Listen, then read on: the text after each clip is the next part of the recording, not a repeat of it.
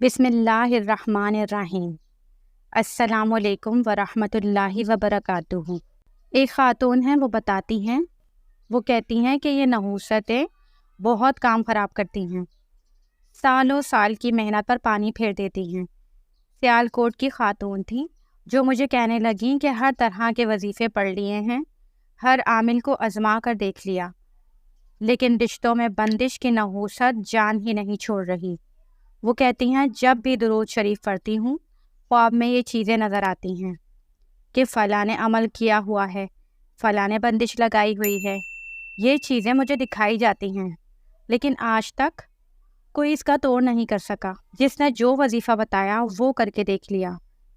رشتے والے دیکھنے آتے ہیں اور دیکھ کر چلے جاتے ہیں، لیکن کوئی جواب ہی نہیں دیتے۔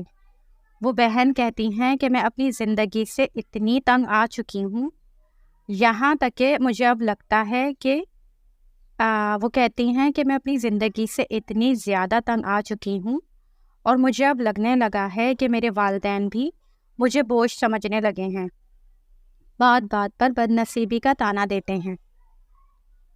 ان کی بات سن کر میں نے کہا درود شریف تو آپ پہلے ہی پڑھ رہی ہیں، اب پورے یقین کے ساتھ یہ درود پاک پڑھیے اور بس یہ سوچئے کہ اس کا حکم اللہ نے دیا ہے، اور جب ہم نبی پاک کو دعا دیتے ہیں تو وہ بھی ہمارے لیے دعا کرتے ہیں۔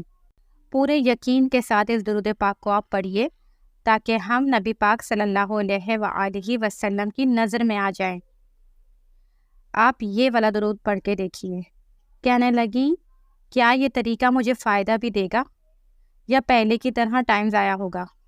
میں نے کہا کامل یقین کے ساتھ جڑ جاؤ، کیونکہ بار بار دستک دینے سے دروازہ کھل ہی جاتا ہے، اور اگر یوں ہی دروازے تبدیل کرتی رہیں تو کچھ بھی حاصل نہیں ہوگا۔ دکھوں کی ماری تھی، دل کو لگی ہوئی بات سمجھ گئیں، جی جان سے یہ درود پاک پڑھنے میں لگ گئیں۔ پھر بھلا کیا ہونا تھا؟ اس درود پاک نے اپنے پڑھنے والے کو پہلے کبھی تنہا چھوڑا جو اس بار چھوڑتا۔ یہ تو وہ درود ہے جس کو پڑھنے والا دامن بھر لیتا ہے اور مسکراتے ہوئے بے اختیار پکار اٹھتا ہے، یا اللہ، یہی تو وہ چیز تھی جسے میں مانگ رہا تھا۔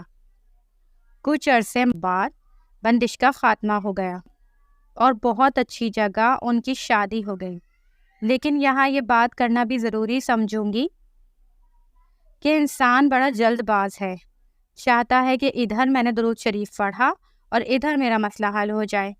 درمیان میں 1-2 مرتبہ بے یقینی والے میسج بھی کیے تو میں نے انہیں ٹوک دیا کہ آپ مسئلے پر نظر نہ رکھو بلکہ محبت و یقین کے ساتھ رحمت پڑھتی رہو۔ انہوں نے جواب دیا کہ میں یقین کے ساتھ ہی پڑھ رہی ہوں۔ میں نے کہا اگر یقین ہوتا تو بار بار یہ میسج نہ کرتی کہ میرا مسئلہ حل ہی نہیں ہو رہا، میرا مسئلہ کب حل ہوگا۔ بس یقین کے ساتھ پڑھیں اور لگ بھگ صرف اللہ ہی سے مانگو، یقین کے ساتھ مانگو، تڑپ کے ساتھ مانگو۔ لوہا گرم تھا، میں نے چوٹ مارنا غنیمت سمجھا۔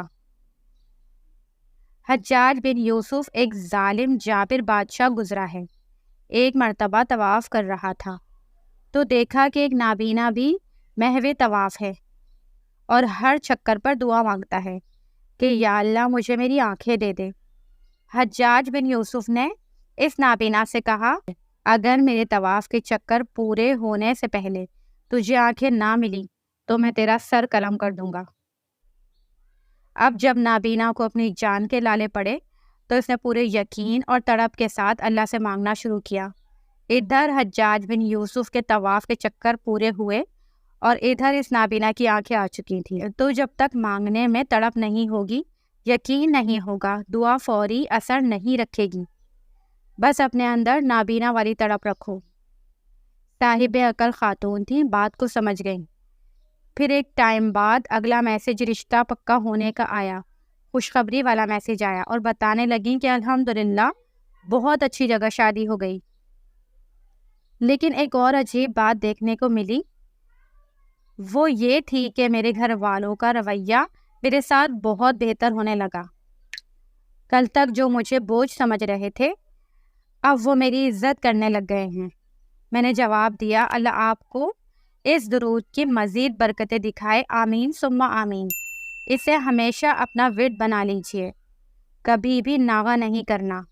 اس درود شریف کی خاصیتوں میں سے جو سب سے بڑا خاصہ ہے وہ یہ ہے کہ کل کائنات آپ سے محبت کرنے لگ جائے گی، بڑے بڑے لوگ آپ کو جھک کر سلام کریں گے۔